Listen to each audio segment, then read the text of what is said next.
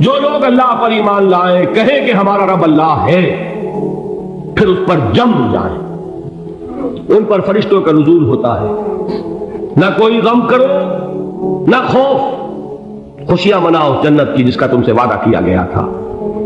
اللہ کی ربوبیت پر اطمینان جب انسان کو ہو جاتا ہے، میرا رب اللہ ہے، ربی اللہ، انسان کے لیے نہ کوئی کھٹکا، نہ کوئی خطرہ، نہ کوئی خوف، نہ کوئی حزن۔ جو کچھ ہو رہا ہے کس کے اذن سے ہو رہا ہے؟ اللہ کے اذن سے۔ اللہ کے اذن کے بغیر پتہ تک نہیں ہلتا۔ یہ کوئی اندھا بہرا مادہ نہیں ہے جس سے مجھے کوئی خوف ہو۔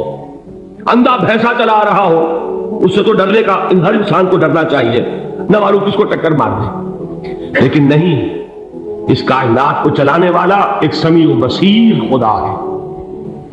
وہ جو میرا دوست ہے، میرا ولی ہے، اللہ ولی الذین آمنوا یخرجہم من الظلمات الی النور، اللہ اہل ایمان کا ولی ہے، ساتھی ہے، پشت پناہ ہے، مددگار ہے، حمایتی ہے۔ بتائیے جسے یقین ہو جائے کہ اللہ میرا مددگار، اللہ میرا محافظ، اللہ میرا پشت پناہ، اللہ میرا حمایتی، اس کے لیے کوئی خوف ہوگا؟ اس سے کوئی ڈر ہوگا؟ میں مثال دیا کرتا ہوں ایک بہت سادہ، پنجاب کے دیہات کی۔ تو بڑا چودھری ہے اور کوئی غریب کسان ہے، اس غریب کسان کی کہ جانوروں کو ہر وقت اندیشہ ہوگا چوری کا، کوئی میری بھینس کھول کر نہ لے جائے، کوئی میرا بیل کھول کر نہ لے جائے۔ لیکن جس کے بارے میں یہ سب کو معلوم ہو کہ وہ جو بڑا چودھری ہے وہ اس کا دوست ہے، اس کی بچیا کو کوئی خوف ہوگا؟ اس کی بھینس پر کوئی ہاتھ ڈالے گا؟ اسے کوئی اندیشہ ہوگا؟ نہیں۔ کیوں؟ کہ وہ بڑا چودھری، بڑا اس کا یہاں کا سردار، جاگیردار، سب کو معلوم ہے وہ میرا دوست ہے، کوئی میرے خلاف اقدام نہیں کر سکتا۔ اس دنیا میں یہ چھوٹی سی بات اگر آپ کے دلی اطمینان اور سکون کا باعث بن سکتی ہے تو ذرا تصور کیجئے۔ میں لفظ تصور استعمال کروں گا صرف اس لیے کہ اس کا ہم جس کو کہتے ہیں ادراک اور شعور کر نہیں سکتے، اگر کے ساتھ کر سکتے۔ اگر یقین ہو کہ اللہ میرا مددگار اور یقین ہو کہ اللہ ہر آن میرے ساتھ ہے، پھر کوئی خوف؟ کس کا خوف؟ کوئی شے اللہ سے بالاتر ہے؟ کوئی قوت اس سے زیادہ طاقتور ہے؟ کوئی اس کے ارادے کو بدلنے والا ہے؟ کوئی اس کی مشیت کے آڑے آنے والا ہے؟ یہی بات ہے جو حضور نے فرمائی۔ یہ ایمان کا حاصل ہے لب لباب، کہ دیکھو اچھی طرح اس بات کو ذہن نشین کر لو، اگر تمام انسان مل کر تمہیں کوئی نقصان پہنچانا چاہے نہیں پہنچا سکتے، مگر جو کچھ اللہ نے لکھ دیا ہو، اور تمام انسان مل کر تمہیں کوئی نفع پہنچانا چاہے نہیں پہنچا سکتے، مگر وہ شے جو اللہ نے طے کر دی۔ آپ پھر میں کہوں گا ذرا تاریخ کیجئے، اسے فرض کیجئے، اسے سوچئے، اگر اس حدیث پر ہمارا دل ٹھکا ہوا ہو تو کسی سے ڈر ہوگا؟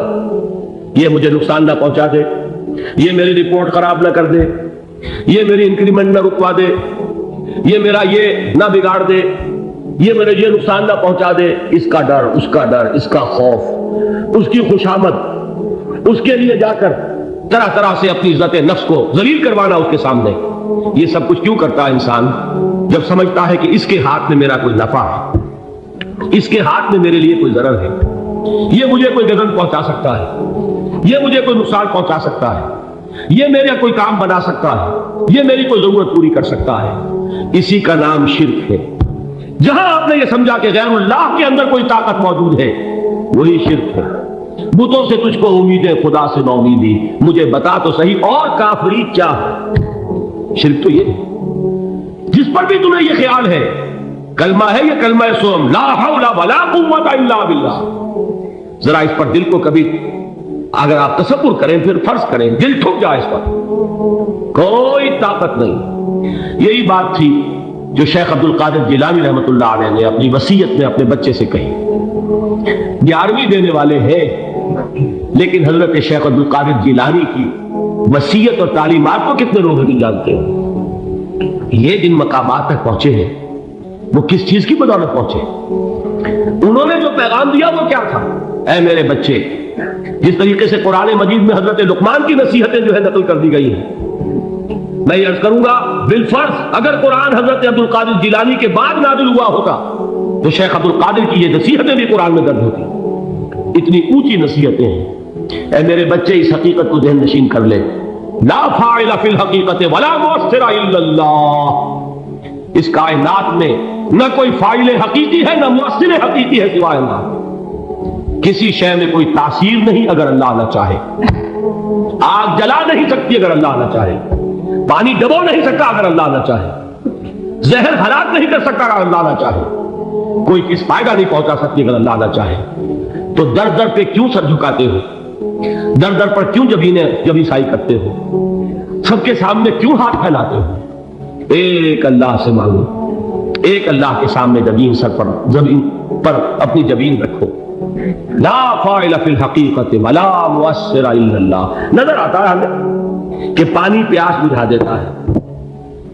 پیاس بجھانے کی صلاحیت پانی میں نہیں ہے, اللہ کے اذن سے. کھانا بھوک مٹا دیتا ہے. بھوک مٹانے کی صلاحیت کھانے میں نہیں ہے, اذن رب میں. دیکھیے یہی یقین تھا. حضرت موسیٰ علیہ السلام کا واقعہ یاد کیجئے. سامنے سمندر آ گیا, قوم دیکھتی ہے پیچھے کہ گرد و غبار کا طوفان ہے. معلوم ہوا کہ فرعون اپنے لشکر سمیت آ گیا. لشکر جب چلتا تھا تیز رفتاری کے ساتھ تو گرد و غبار کا جو طوفان اٹھتا تھا اس کا تصور کیجیے. اور لمحہ بلمحہ وہ قریب آ رہا ہے. پوری قوم نے کیا کہا؟ اے موسیٰ انا لمدرکون, اے موسیٰ ہم کو پکڑے گئے. قرآن مجید نے تو یہاں وہ باتیں نہیں لکھی ہے, لیکن تورات میں یہ درج ہے کہ بنی اسرائیل جھگڑنے لگے, دست و گریبان ہو گئے موسیٰ کے ساتھ. موسیٰ نے یہاں فرمایا لا کر, اس سے تو ہم ہی بہتر تھے. وہاں کھانے کو ملتا تھا, زندگی تو تھی, بیگار ہم کر رہے تھے, موت تو نہیں تھی. اب جو کچھ ہوگا اس کا تصور کرو, جس طریقے سے ہمارے ٹکڑے اڑائے جائیں گے. تو لڑ رہے ہیں حضرت موسیٰ علیہ السلام سے. یہ تورات کی تفصیل ہے.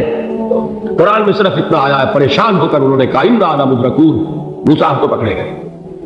اس وقت موسیٰ کا جواب کیا ہے؟ کلا ان معی ربی سیہدین. نہیں, میرے ساتھ میرا رب ہے, وہ راستہ دے گا.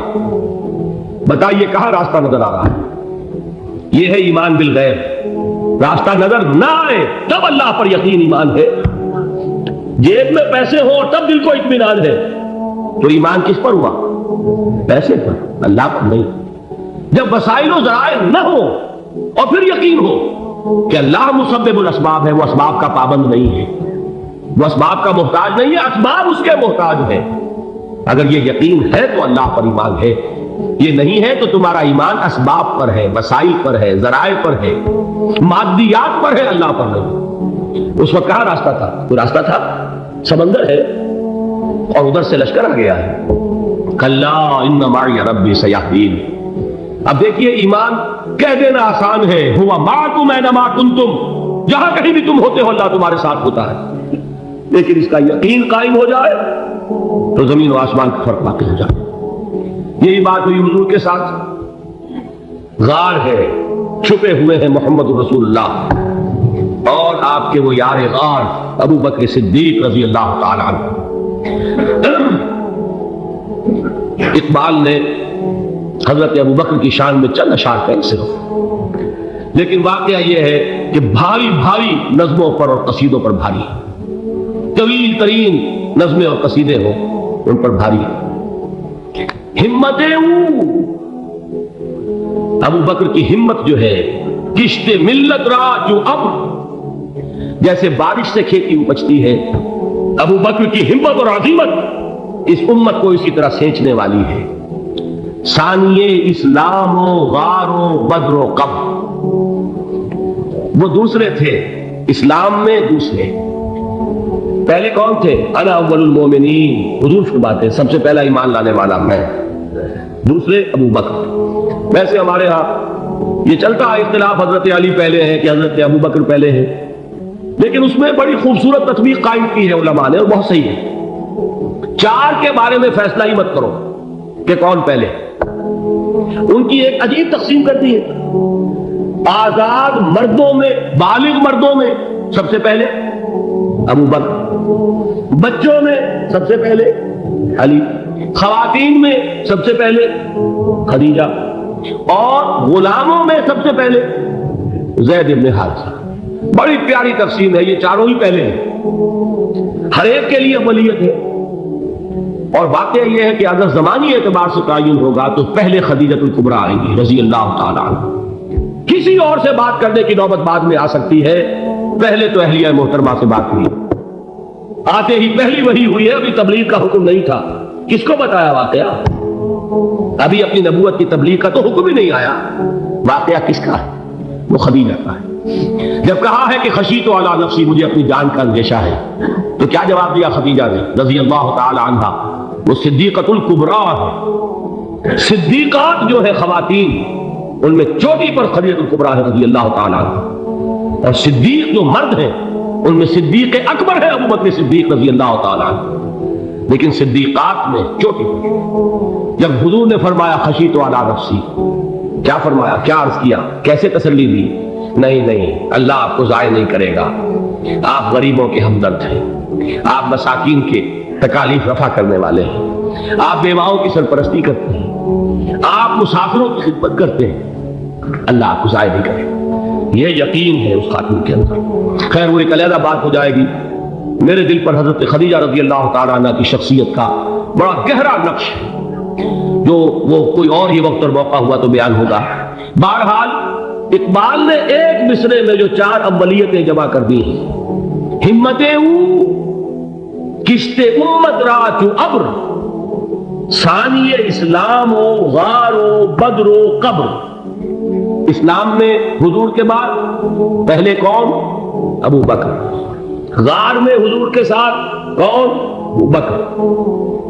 بدر کی رات اللہ کا رسول سر بسجود، وہ جھاڑ، وہ گھاس پھوس کی جو جھوپڑی بنائی گئی تھی، اور وہاں تلوار ننگی لے کر پہرا دینے والا کون؟ ابو بکر۔ اور اس حجرہ عائشہ میں محمد کے بعد سب سے پہلے دفن ہونے والا کون؟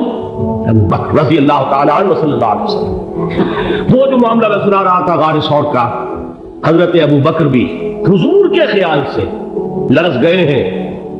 آپ کو یاد ہوگا کہ جا کر پہلے تمام جتنے سوراخ تھے انہیں بند کیا، ایک سوراخ رہ گیا تھا جس کو بند کرنے کے لیے کوئی کپڑا نہیں تھا، وہاں اپنی ایڑی رکھی ہے، تب کہا ہے حضور سے تشریف لائیے، اور اپنے زانو پر حضور کو لٹایا ہے، اور وہاں کسی موذی جانور نے کاٹا ہے، حضور کی آنکھ لگ گئی تھی، اس وقت اس بل کے اندر جو بھی بچھو ہے کیا ہے اللہ عالم، اس نے کاٹا ہے، اس کی تکلیف کی وجہ سے ابو بکر کی آنکھوں سے آنسو ٹپک گئے، حضور کے چہرے مبارک پر پڑے ہیں، تو حضور جاگے ہیں، معاملہ کیا ہے؟ ایڑی نہیں ہٹائی وہاں سے، مبادا وہ جانور وہاں سے نکل کر محمد الرسول اللہ کو کوئی گردن پہنچا دے، ابو بکر کی ایڑی ہے، جس طرح چاہے کھا لے، ختم کر دے، جان نکل جائے تب کوئی آنچ آئے محمد پر تو آئے، لیکن جیتے جی نہیں۔ وہ ہے ابو بکر۔ حضور کے خیال سے اس وقت حضور نے پھر اپنا لعاب دہن لگایا ہے، اور اس سے پھر آپ کی تکلیف ختم ہوئی۔ جیسے خیبر میں حضرت علی کی آنکھ دکھ رہی تھی، اس کو جو شفا حاصل ہوئی وہ بھی حضور کے لعاب دہن سے ہوئی۔ تو بہرحال اس وقت انہوں نے کہا ہے کہ اے نبی یا رسول اللہ، اگر اس وقت ان میں سے کسی نے غیر ارادی طور پر بھی اپنے قدموں کی طرف جھانک لیا تو پکڑے جائیں۔ کیا جواب تھا اللہ کے رسول کا؟ لا تحزن ان اللہ معنا، اللہ ہمارے ساتھ ہے، کیوں گھبراتے ہو ابو بکر؟ یہ ہے ایمان باللہ، میرا مالک اللہ، میرا رازق اللہ، میرا محافظ اللہ، میرا مددگار اللہ۔